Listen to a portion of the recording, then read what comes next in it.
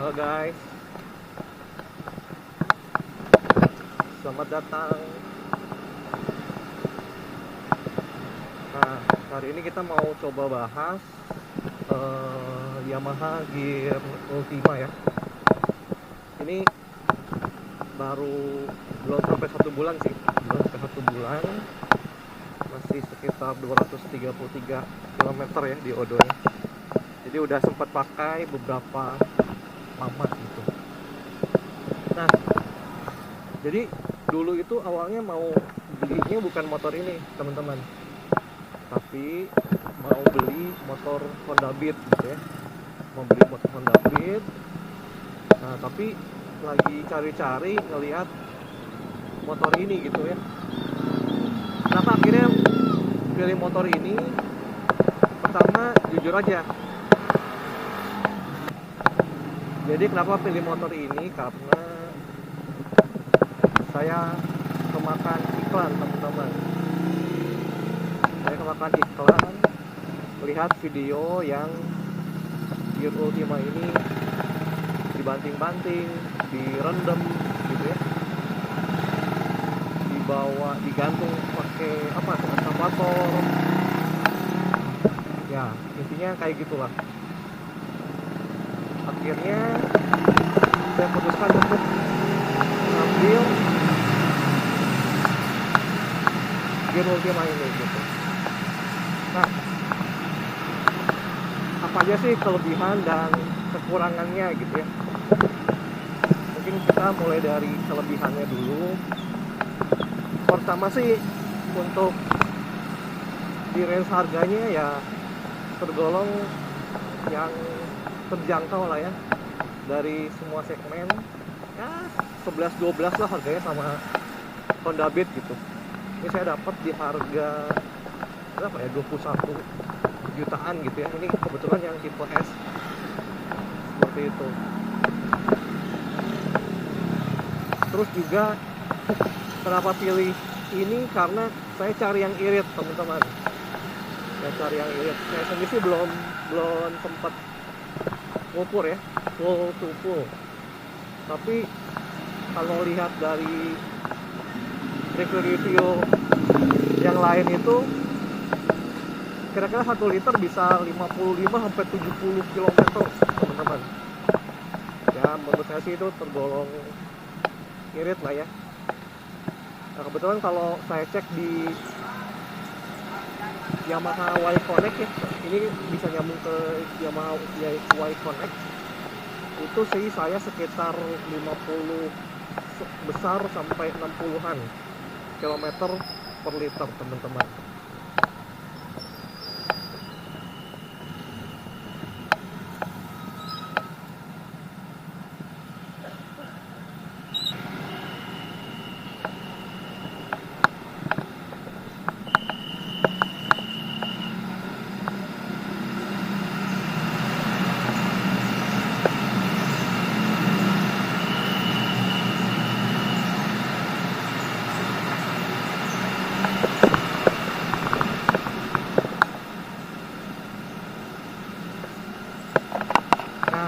Kelebihan yang selanjutnya, entah ini jadi kelebihan atau kekurangan, tapi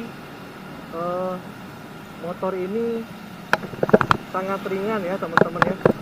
Motor ini sangat ringan.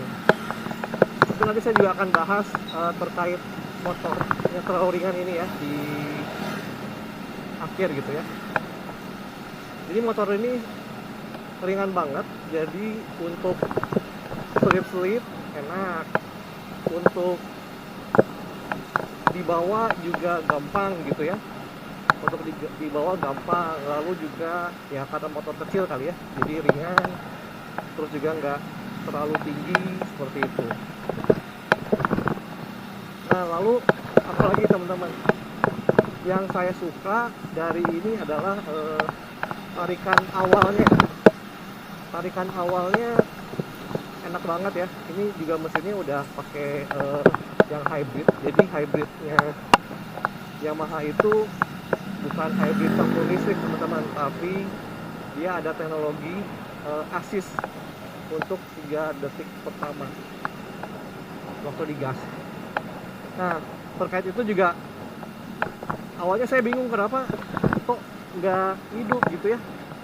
Karena harusnya kalau misalkan hidup itu di bagian speedometernya ada gambarnya gitu teman-teman. Nah, jadi saya udah sempat dari berhenti saya gas gitu ya, tapi nggak muncul teman-teman, tapi nggak muncul. Nah kebetulan ini juga saya masih inline ya, jadi gasnya juga nggak terlalu dalam banget teman-teman. Nah ternyata setelah saya cek-cek dan bertanya gitu ya di forum-forum, si asisnya itu akan jalan kalau kita narik gas secara tiba-tiba teman-teman. Jadi kalau tarik gasnya pelan-pelan kayak gini nggak akan pernah hidup tuh, mau sampai kapan juga nggak akan hidup. Jadi harus yang langsung dijambak gitu ya. Nah waktu itu sempat pernah cobain, nggak usah terlalu dalam juga sih, tapi cukup harus agak sedikit spontan aja, harus sedikit spontan, nanti asisnya dia akan jalan teman-teman. Itu kurang lebih 3 detik untuk membantu akselerasi di awal, seperti itu teman-teman. Lalu kelebihan yang lain adalah untuk di kelasnya ini bagasinya cukup luas teman-teman. Bagasinya cukup luas, yaitu sekitar berapa ya, 18 literan kalau nggak salah ya. Itu sih udah oke banget teman-teman, masuk jas hujan. Kalau helm saya sih nggak masuk ya. Ada yang bilang kalau helmnya Yamaha Gear itu yang bawaan dari motor bisa masuk katanya gitu, tapi saya belum coba karena saya ada helm lain. Jadi bagasinya saya isi untuk jas hujan, lalu saya bawa sendal gitu ya kalau hujan, bawa kanebo ya. Ini sih masih cukup teman-teman untuk bagasinya, seperti itu. Lalu untuk tangki bensin juga, tangki bensin ini lumayan besar juga ya, 5,1 liter teman-teman. Walaupun kalau dibandingin sama NMAX ya jauh sih ya. Ya sih berapa, 11 itu berapa ya, lumayan. Tapi at least kalau dari ini full tank ya berarti bisa jalan sekitar 250 sampai 300 km lah, karena tadi saya bilang cukup irit juga ya. Seperti itu teman-teman.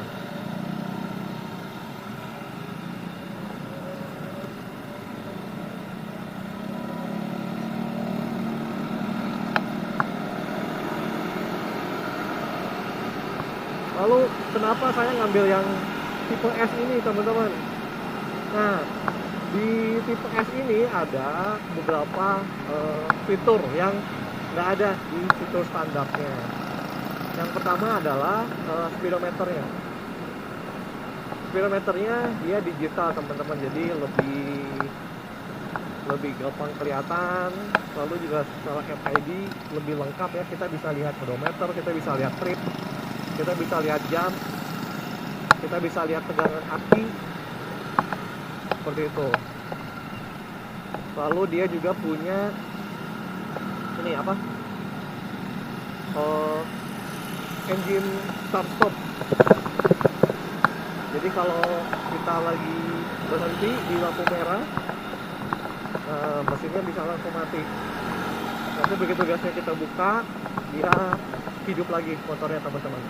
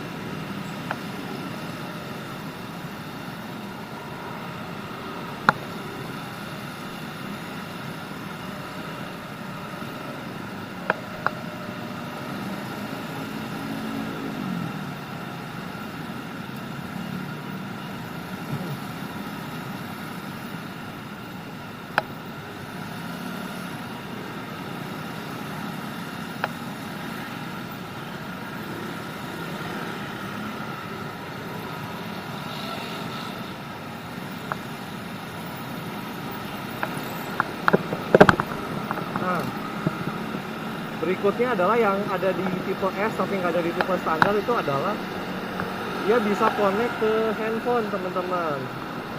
Jadi kita bisa lihat informasi-informasi terkait motor ini gitu ya. Jadi konsumsi bahan bakarnya berapa, lalu kalau kita pakai rutenya kemana aja, dan efisiensinya berapa, kecepatannya berapa gitu. Tapi nggak tahu, saya kan pakai iPhone teman-teman ya, jadi terkadang suka nggak nyambung teman-teman nih. Kayak sekarang ini ternyata saya cek dia nggak nyambung ke handphone saya. Jadi caranya adalah saya harus buka dulu aplikasinya, pastikan dia connect, baru jalan gitu. Kalau lupa ya kadang connect, kadang nggak connect gitu teman-teman. Seperti itu. Lalu juga dia sudah dilengkapi soket 12 volt ya. Jadi kalau teman-teman mau ngecas itu udah bisa, tapi memang harus punya lagi si chargernya itu ya, buat dicolokin. Ini ada di bawah sebelah kiri.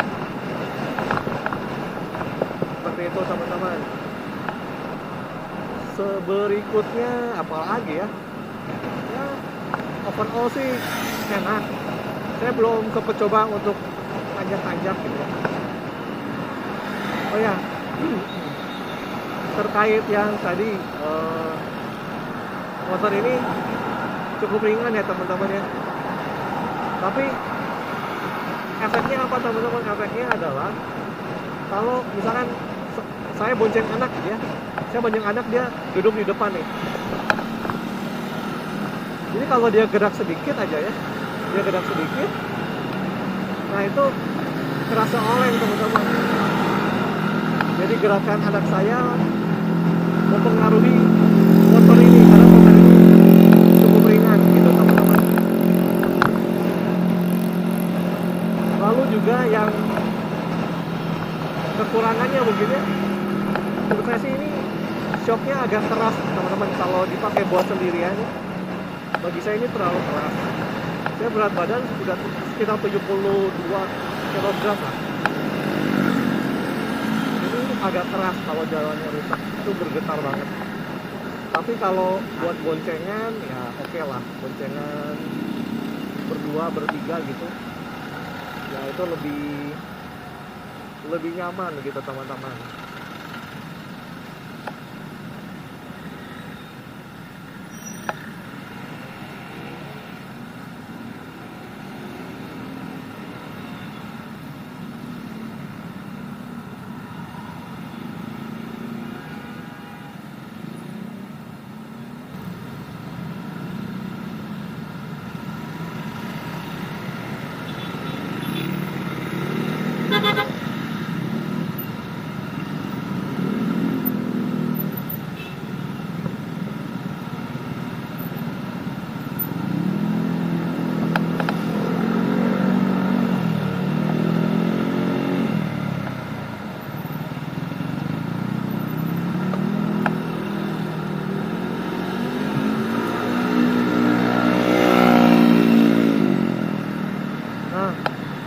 Terkait yang shock keras itu, saya juga belum cek sih.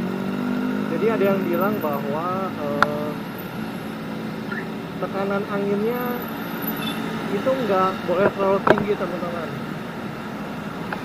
Jadi biasa ban depan motor itu 30 PSI ya. Nah kalau motor ini harus 22 aja teman-teman untuk ban depan. Ban depan 22, ban belakang 33 gitu.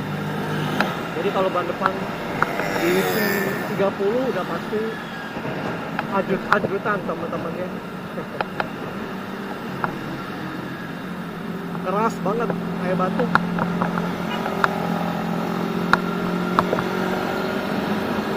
Nah, salah satu kelemahannya, kekurangannya adalah rem belakangnya teman-teman. Rem belakang ini masih pakai tromol gitu ya, masih pakai tromol ya. Ada yang suka tromol, ada yang nggak suka tromol, tapi menurut saya oke lah untuk harga segini gitu ya. Untuk cc nya juga nggak terlalu besar banget di 125, jadi ya masih oke.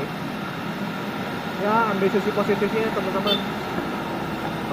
Kalau rem promo apalagi Matic, kalau turunan itu lebih tidak rawan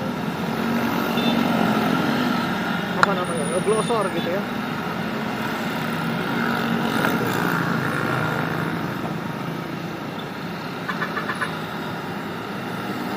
Seperti itu.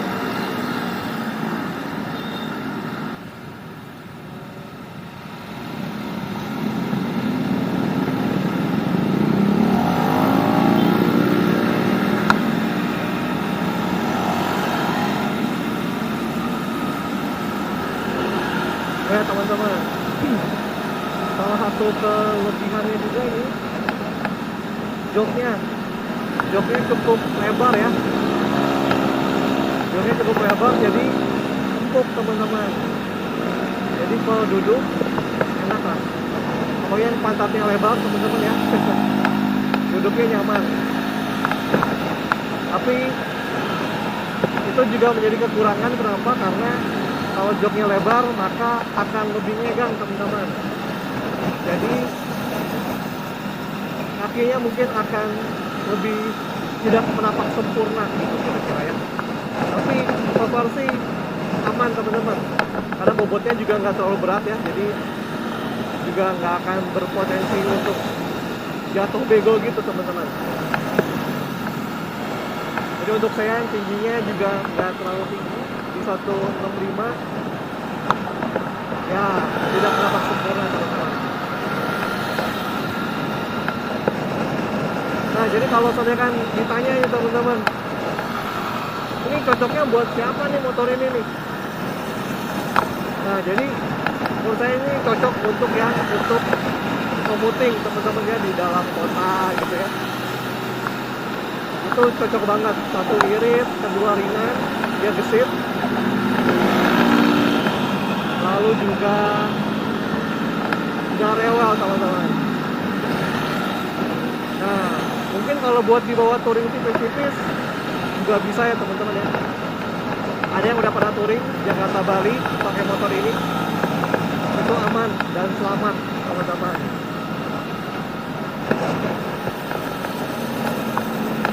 Jadi saya sih ya rekomendasiin kalau teman-teman ada yang lagi mau cari motor kedua gitu, atau motor pertama pun juga boleh nih. Motor yang irit, kecil, ringan gitu ya. Mungkin kalau buat cewek ini cocok banget nih teman-teman. Buat cewek ya, cocok banget karena dia ringan, udah Matic. Cuman jangan lupa aja servis rutin teman-teman ya, servis rutin.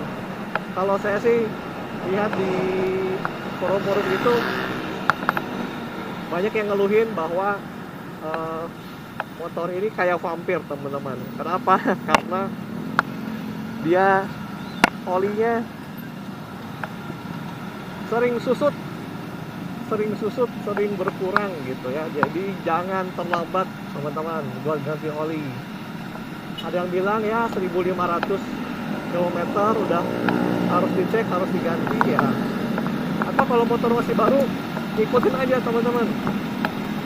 Dari buku servisnya ada kapan harus ganti oli, kapan harus diservis gitu ya. Yang penting itu aja diikutin. Dijamin teman-teman motornya awet ya. Oke, mungkin sekian dulu teman-teman vlog kita hari ini. Terima kasih sudah menonton. Kalau ada masukan silakan tulis di kolom komentar. Jangan lupa subscribe dan juga share video ini ya teman-teman. Terima kasih, bye bye.